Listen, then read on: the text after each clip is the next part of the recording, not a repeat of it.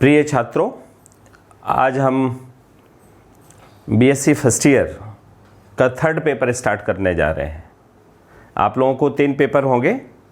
First paper trigonometry and algebra, second paper calculus जिसे हिंदी में kiln कहते हैं, और थर्ड पेपर है जो वो vector analysis and geometry, vector analysis and geometry, जिसमें हम आपको थर्ड पेपर पढ़ाएंगे vector analysis and geometry.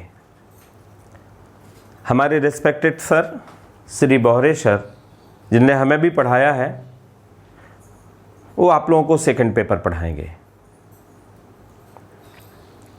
Third paper में जैसा कि मैंने बताया वेक्टर एनालिसिस एंड ज्योमेट्री है, सदिश विश्लेषण और ज्यामिति।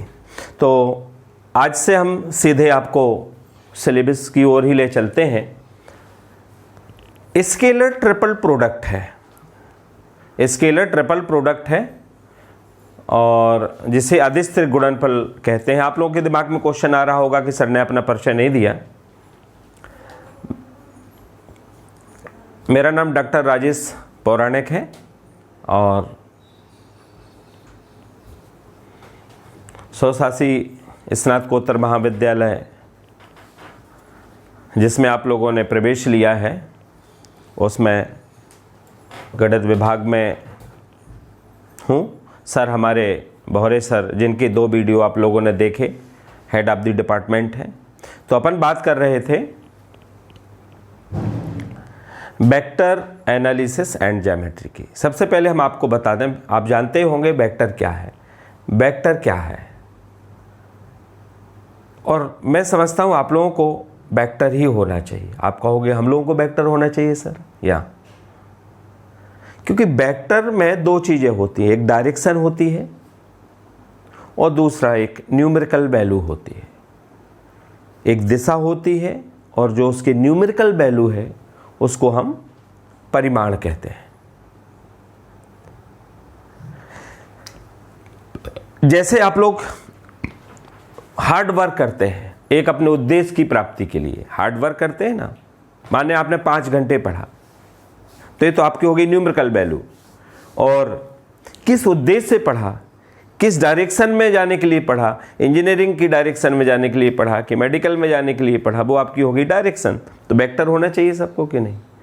हाँ, ऐसे ही वेक्टर माने होता है अ फिजिकल क्वांटिटी विच है बोथ मैग्नीट्यूड एंड डायरेक्शन। ठीक, आप जानते ही होंगे डायरेक्शन के लिए स्पेशली कुछ वेक्टर ऐसे बने हैं जो केवल डायरेक्शन बताने के लिए बने हैं, जिनकी न्यूमेरिकल वैल्यू 1 होती है। वो केवल डायरेक्शन बताने के लिए बने हैं। जैसे आई कैप, आई कैप ये बताता है, एक्स कोऑर्डिनेट को बताता है, किसी पॉइंट के एक्स कोऑर्डिनेट को बताता है। मैंने अभी वेक्टर की एक डेफिनेशन बताई थी, हमने वेक्टर की एक डेफिनेशन बताई थी कि वेक्टर वो फिजिकल क्वांटिटी है जिसमें मैग्नीट्यूड भी हो और डायरेक्शन भी हो। एक डेफिनेशन और बता देता हूं, vector is nothing, it is only another way of representing a point. Vector कुछ नहीं है।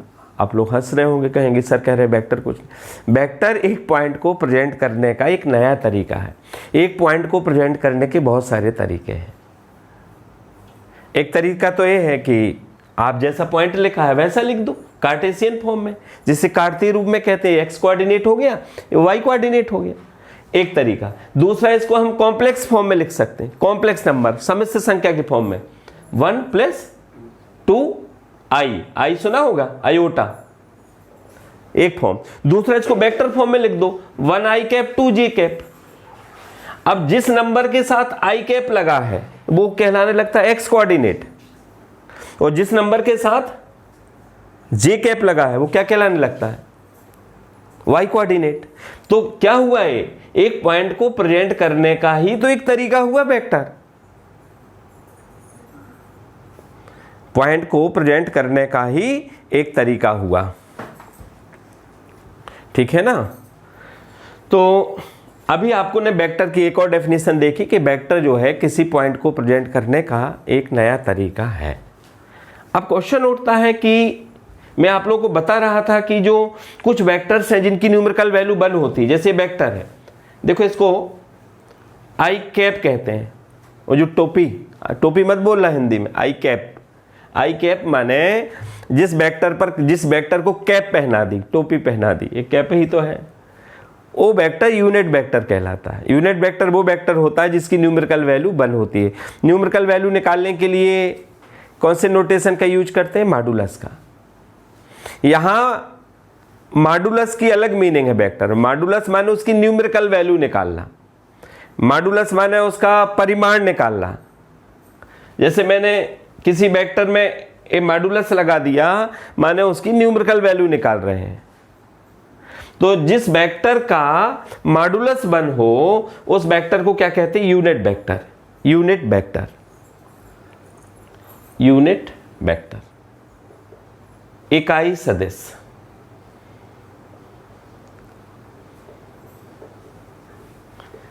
सदिश।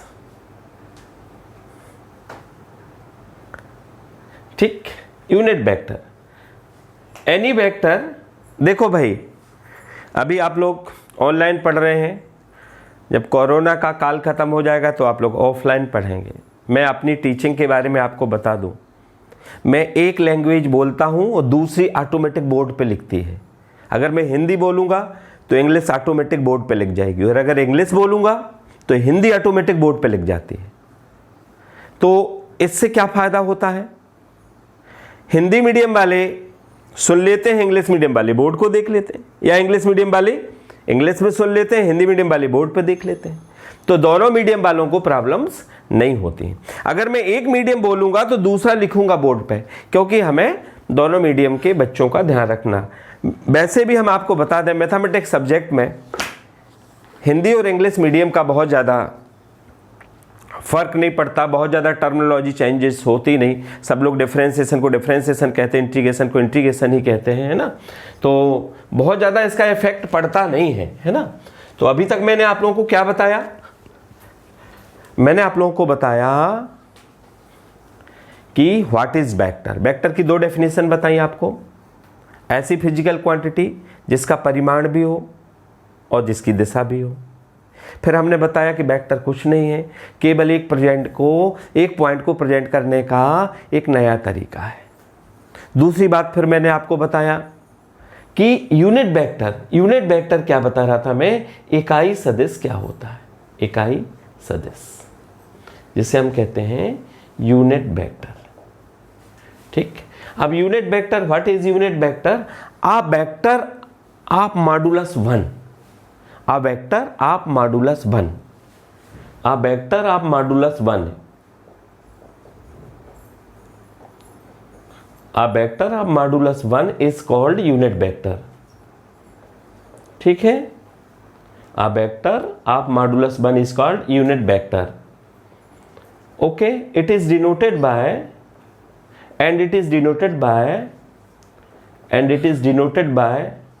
a cap.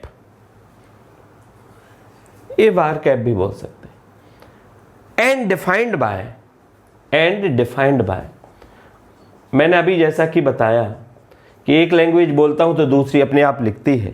तो आप लोगों को ध्यान रखना है कि इंग्लिश मीडियम वाले सुन लेंगे तो हिंदी मीडियम वाले बोर्ड से देख के समझ लेंगे। And is denoted by A cap and defined bye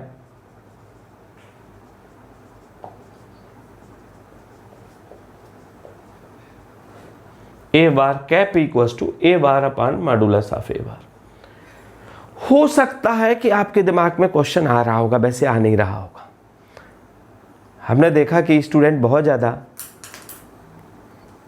किसी डेफिनेशन के लेफ्ट राइट नहीं सोचते, उन्हें तो जैसी डेफिनेशन टीचर सुना दे, जैसा बुक में लिखा हो उसी को स्वीकार कर लेते। क्या आप लोगों ने सोचा कि यूनिट वेक्टर को ऐसा ही डिफाइन क्यों किया गया? सोचना चाहिए।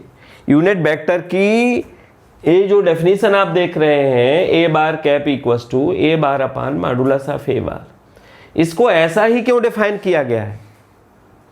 अच्छा एक बात बताओ आप लोग, किसी नंबर का एक बार मॉडुलस ले लिया मैंने तो +5 आ गया, फिर से ले लोगी 5 का तो 5 आप कितने बार भी लेते रहो 5 ही आएगा। अब इसकी ऐसी ही डेफिनेशन क्यों डिफाइन है, इसी ढंग से क्यों डिफाइन है? अब देखिए इसका अपन मॉडुलस लेते हैं, बोथ दी साइड हमने इसका मॉडुलस लिया, यहाँ तो पहले से एक बार मॉडुलस है, बोथ दी साइड मॉडुलस लिया, एक जैसे नंबर है तो क्या हो गए, कैंसिल हो गए। तो आप देख रहे हैं कि इस ढंग से इसको डिफाइन किया गया है कि इसका मॉडुलस 1 हो जाए, इसकी न्यूमेरिकल वैल्यू 1 हो जाए। मैं आप लोगों को बता रहा था आई कैप और जे कैप के बारे में। आई कैप है जो आई कैप यूनिट वेक्टर है जो एक्स एक्सिस की डायरेक्शन बताता है, x axis unit vector in direction of x axis.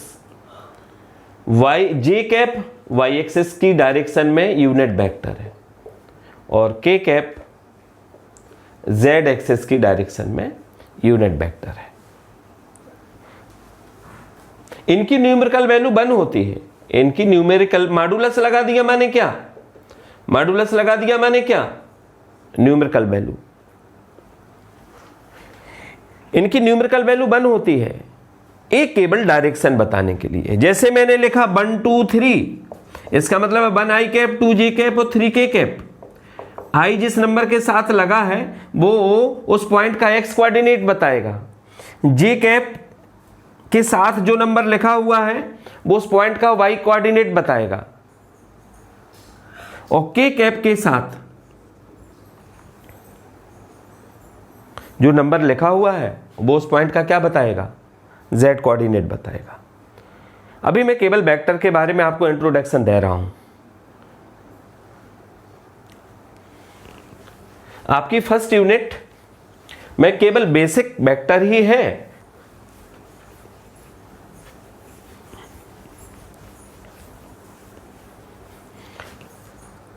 चलिए तो मैं वेक्टर के मॉडुलस की बात कर रहा था आप लोगों से। अब देखिए आप लोगों को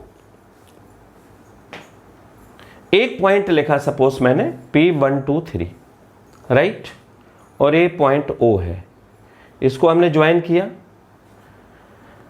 इसको 3D में दिखा दें आपको, x y और ये आपकी z एक्सिस हो जाएगी।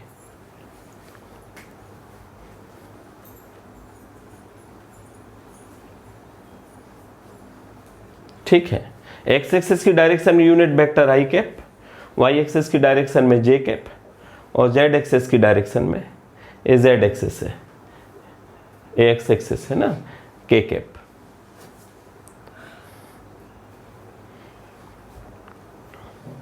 ये पॉइंट जो आप देख रहे हैं, अच्छा एक बात बताइए, इसको अपन लिखेंगे OP बार। O कौन सा पॉइंट हुआ, इनिशियल पॉइंट, इनिशियल पॉइंट मान पहला पॉइंट हुआ जहां से वेक्टर स्टार्ट है, ठीक है, OP।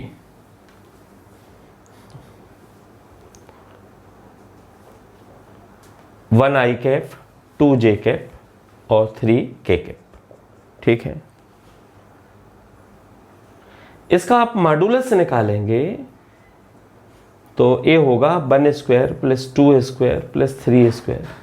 ये कितना हो जाएगा, आप लोगों ने पढ़ा है 12th में, 1 + 4 + 9 √14 हो गया। आप देख रहे हैं कि अच्छा OP डिस्टेंस फार्मूले से निकालना, आप कहेंगे अभी तो आपने मॉडुलस निकाला। अच्छा OP आप डिस्टेंस फार्मूला तो पढ़ा है ना आप लोगों ने, x2 - x1 whole square plus y2 - y1 whole square plus z2 - z1 whole square. तो OP क्या होगा, 1 - 0 square plus 2 - 0 square plus 3 - 0 square. इसको सॉल्व करोगे तो क्या आया, √14। इस वेक्टर का मॉडुलस क्या आया, √14। क्या प्रूफ हो गया, किसी वेक्टर का मॉडुलस, एक वर्ड मैंने नाम लिया था, ज्योमेट्रिकली एनालिसिस भी है, किसी वेक्टर का मॉडुलस माने उसकी ओरिजिन से डिस्टेंस। अच्छा वेक्टर क्या हुआ, पॉइंट। तो वेक्टर का एक पॉइंट का कौन सा फॉर्म है, वेक्टर फॉर्म में है। तो किसी वेक्टर का मॉडुलस से मतलब क्या है, आपने अभी देखा, इसका प्रूफ देखा। किसी वेक्टर के मॉडुलस से मतलब है उस वेक्टर की, वेक्टर माने क्या हुआ, पॉइंट, उस वेक्टर की ओरिजिन से डिस्टेंस। क्योंकि उसको ओरिजिन के विद रिस्पेक्ट में ही, ओरिजिन के सापेक्ष में ही परिभाषित किया गया है। तो अभी आप लोगों ने, ये तो एग्जाम्पल था, अगर इसकी आप थ्योरी चाहे तो देख लें कि जैसे एक वेक्टर है r bar equals to x i cap plus y j cap और plus z k cap plus z k cap, है ना। तो एक आपने देख लिया कि इसका मॉडुलस कैसे निकालेंगे। r बार का मॉडुलस निकालेंगे x square plus y square और प्लस जेड स्क्वायर, ये इसका मॉडुलस होगा। क्लियर। तो अभी आप लोगों ने सीखा वेक्टर क्या है, यूनिट वेक्टर क्या है, उसका मॉडुलस क्या है, ठीक है। अब हम आपको बात करेंगे, अच्छा जीरो वेक्टर क्या होगा, जिसकी न्यूमेरिकल वैल्यू जीरो हो। अच्छा जीरो वेक्टर की डायरेक्शन क्या होती है बताओगे कोई, क्या होती है जीरो वेक्टर की डायरेक्शन, आर्बिट्ररी होती है। जीरो वेक्टर होता क्या है, बिल्कुल डॉट के रूप में होता है, स्वतंत्र होती है direction, arbitrary any direction, independent direction होती है। और न्यूमेरिकल वैल्यू क्या होती है, जीरो होती है।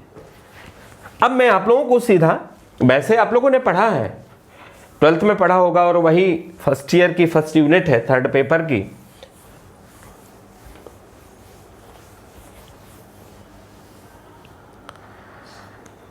किसी वेक्टर का एडिशन कैसे करते हैं, एलजेब्रा बताऊंगा मैं आपको, एलजेब्रा ऑफ वेक्टर्स, वेक्टर्स की एलजेब्रा बताऊंगा। एलजेब्रा माने बीजगणित,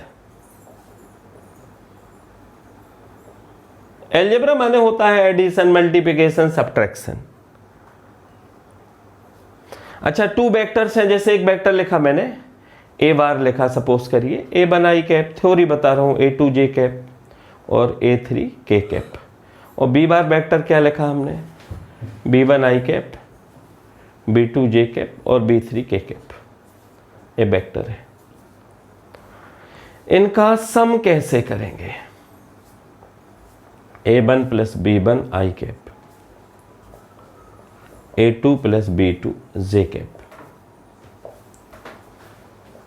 और A3 plus B3 K cap, A vector का एडिशन हो गया।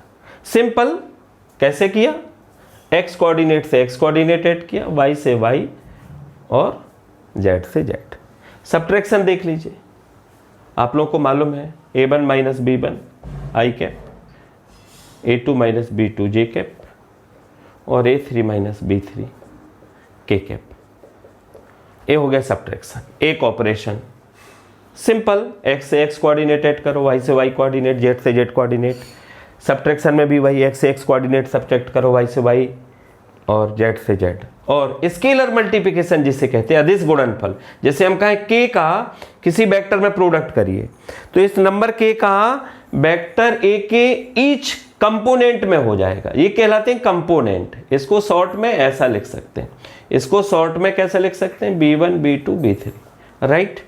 तो k का हर एक एलिमेंट में हो जाएगा, k a1 I cap, k a2 j cap, k a3 k cap, या सिंपली हम k कॉमन आउट ले लेंगे, तो k शॉर्ट में लिखें k a1 k a2 k a3, means k each component में प्रोडक्ट हो जाएगा।